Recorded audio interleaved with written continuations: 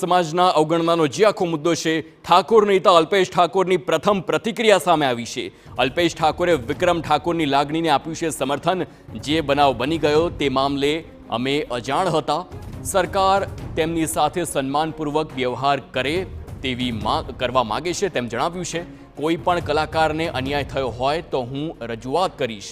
કેટલાક કલાકારો લોબિંગ કરતા હોવાનો અલ્પેશ ઠાકોરનો આક્ષેપ છે। કલાકારોને કોઈનો રાજકીય હાથો ન બનવા અપીલ કરી છે। આપ જુઓ છો કે હમણાં કેટલાય કલાકારોના વિવાદો પણ આવે છે, અંદર ઝઘડતા હોય છે।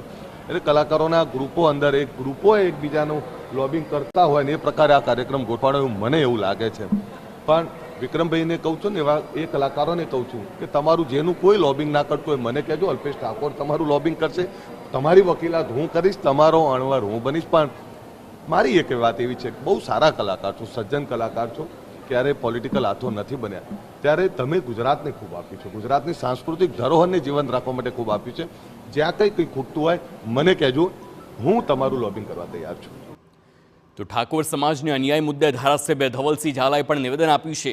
ઠાકોર સમાજને ઘણા સમયથી અન્યાય થઈ રહ્યો છે તેમ ધવલસિંહે જણાવ્યું છે। જાહેર કાર્યક્રમોમાં ઠાકોર સમાજની અવગણના મારા ધ્યાને હતી। કલાકારોને થયેલા અન્યાય મુદ્દે હું મુખ્યપ્રધાનને રજૂઆત કરીશ તેમ જણાવ્યું।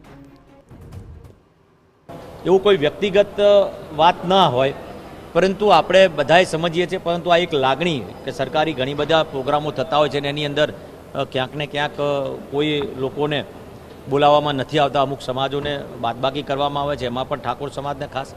એટલે બધી વાત સાથે પણ અમે ચર્ચા કરવાના મૂડમાં હું પોતે તો છું જ, પણ તેમ છતાંય જે મેં 2-3 દિવસથી જે જોયું છે તે બાબતે સમાજની જે લાગણી છે એ લાગણી માન્ય મુખ્યમંત્રી સાહેબ સાથે ચર્ચા કરવા માટે હું પૂરો પ્રયત્ન કરવાનો છું।